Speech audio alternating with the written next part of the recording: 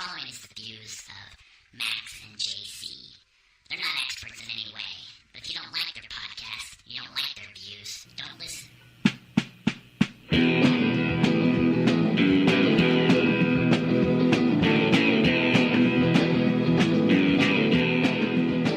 All right, we're going to get into the relationship side of Brothers Lowdown 7.0.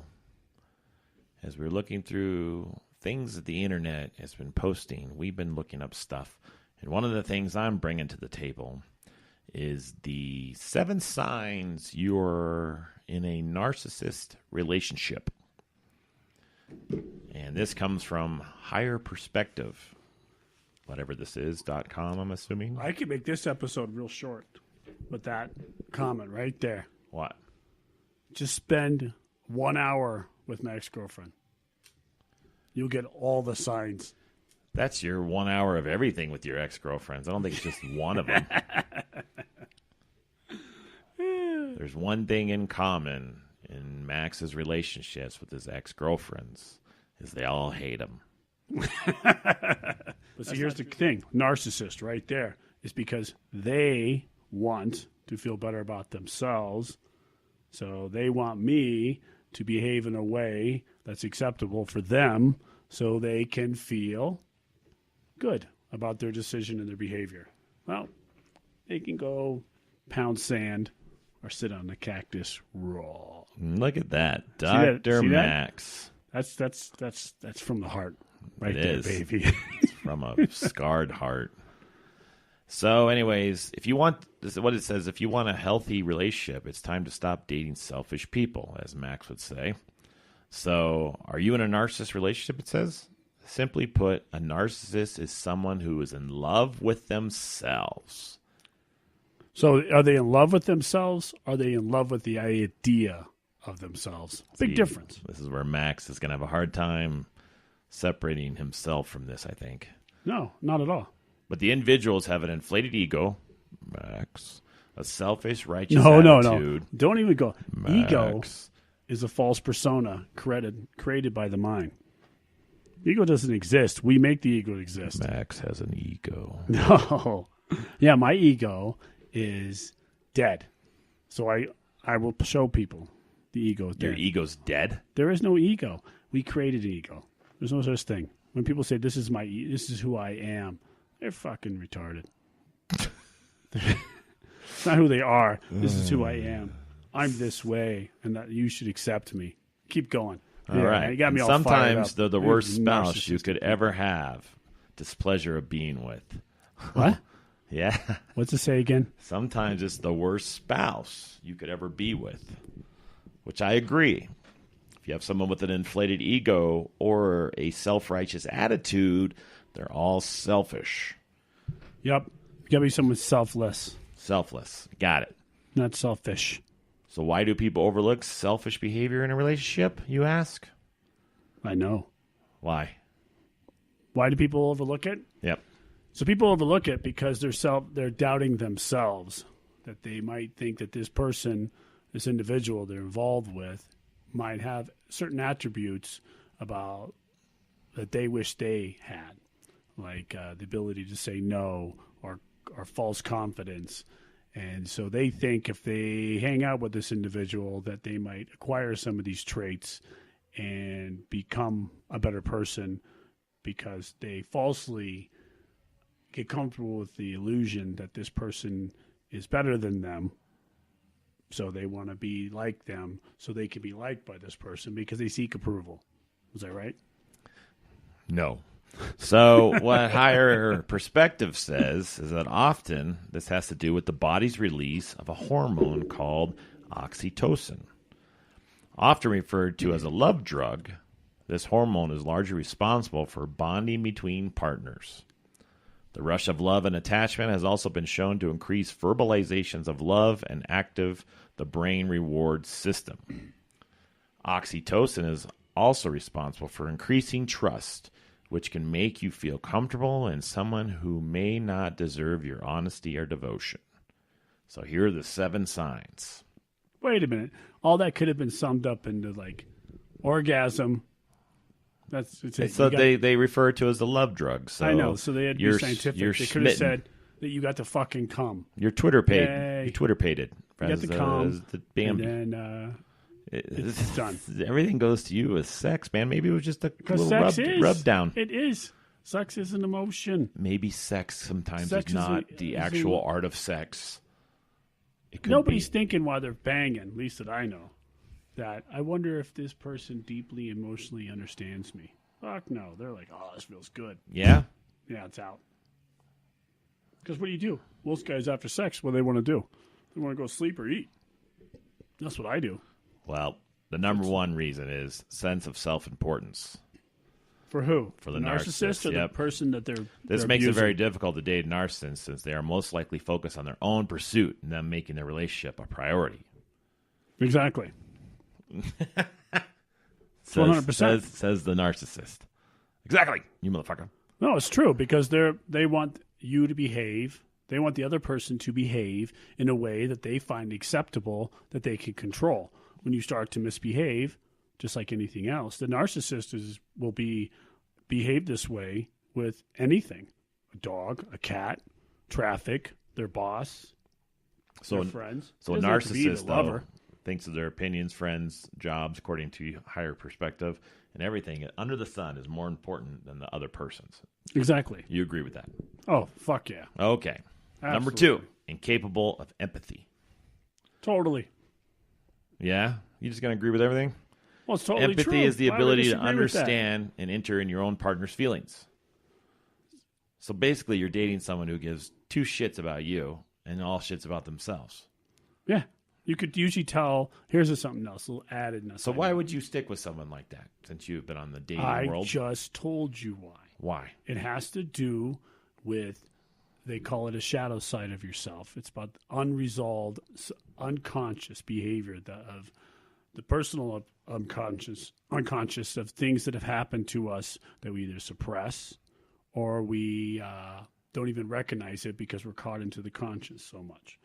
So it has to be dealt with. And so you have to deal with it and realize that those behaviors are not acceptable, but it's also something that if we're raised that way, it becomes normal. It becomes something that we know, whether it's good or bad, we're still comfortable with it. So if, like I told you, I'm used to crazy controlling chicks. You know the girls I've dated, right? Yep. You've seen it. You witnessed it. How many times you say to me, why do you always pick these crazy bitches? Right? I never said bitches. Oh, Jesus. All right. Forgot you're running for I office. said crazy, individual, lovely women. Yeah, that's true. He did. I did. I'm just paraphrasing for him. Yep. Putting words in his Those were your holy words. mouth. You said bitches. In his running for office mouth. Yep. The people's people. You're the people's champ now. Yeah. JC's the people's champ. Got to keep myself out there. Yeah. So they say that according to marriage therapists, the quality of empathy is very important in a strong relationship. Most narcissists lack empathy and fellow feelings for their spouse. Well, this goes back to being selfish. Exactly. So if you're here, you go, people. I got a side note.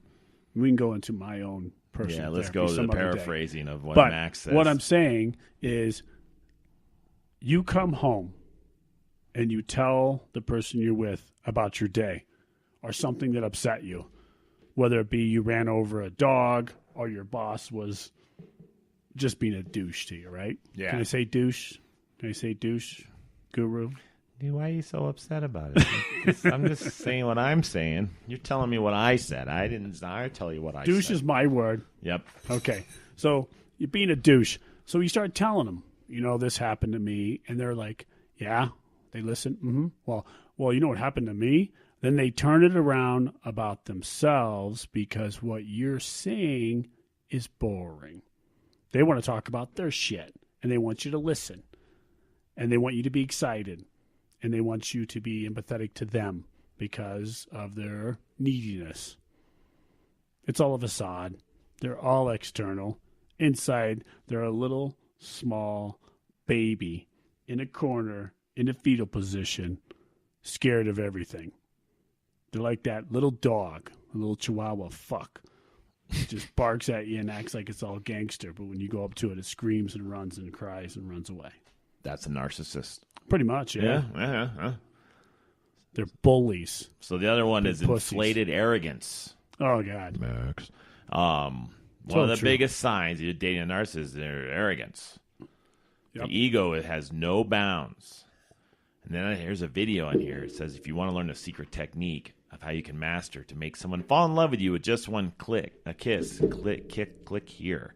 I have to see this kiss magic. Well, I thought we were talking about narcissistic people. This is, but for some reason they said, why don't you kiss me the way you used to, I beg, and tried to hate myself for the desperation in my voice. Oh, my God. Let's not even talk about I this. don't know why the word spilled. Worst impossible time. Dude, that's so pathetic. This is, what kind of video is this? This is just such a victim. All right. Need for reassurance.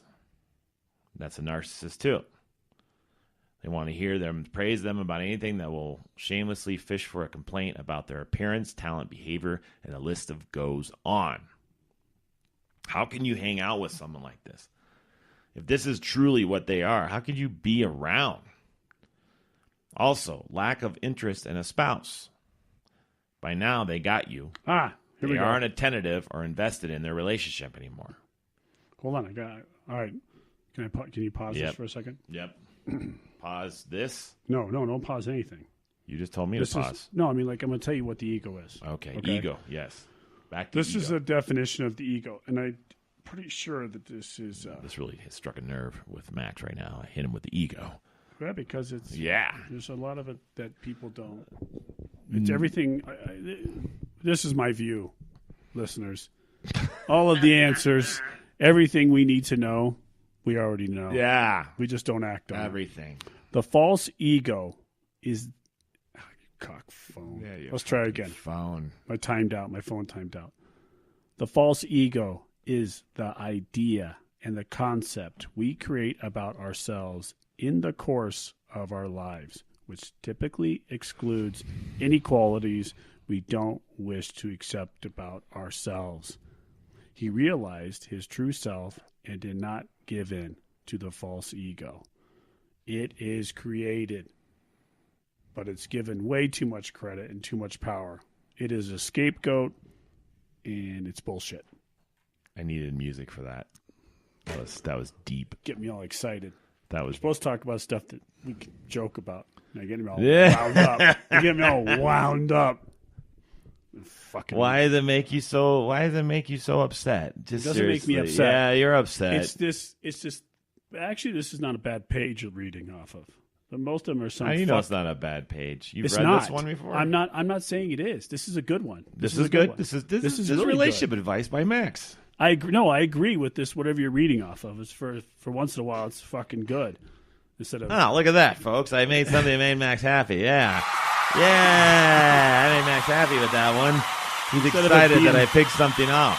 Instead of being off one of the Hallmark magazine bullshit. So go ahead, read me some more. Okay, we're stuck on the need for for reassurance. It's this new jacket I have. Makes me look old. Actually, it doesn't look too bad when you sit down, but when you stand up, it does look like an old man's jacket. I know, this fucking thing. I hope somebody steals it. I think if you leave it at the gym we're going to go to in the senior citizen pool area, someone will take it. Well, I'm wearing a hoodie right now, fans, and somebody is the person who gave it to you listen to this show? I don't care. So we're not dating anymore. So it was narcissist. A gift. When you give a gift, I'm not a narcissist, fucker. So when somebody gives you a gift, it's a gift. There's no attachment to it. That's right there, narcissist. I'm giving you this gift, and you have to behave in a certain way with this gift. He's been wearing it the whole time. Because my other hoodies got washed. Well, you don't have to wear a hoodie there, pussy boy. You can just wear a T-shirt. Hoodies. It's fucking cold. You have to wear. Why you it's wearing not a hoodie? Fucking cold. You're wearing a hoodie. I don't have anything underneath of it. I don't have a shirt on. You're wearing a sweatshirt that I rip up. You're wearing your big fucking sweat jacket that you cut the neck out. It's because I'm a big guy, man. Don't be jealous. Big ass fat head. Yeah, that's what it is. Now you made me forget. Oh, so anyways, this hoodie that has zippers on the pocket, which pretty much says, I'm old and I lose shit. Yeah. It was pretty embarrassing. It has zippers in there, so when you put all your medications in there, you make sure you don't lose them. It's so good. Look, it's got the little pleats around the jacket right here.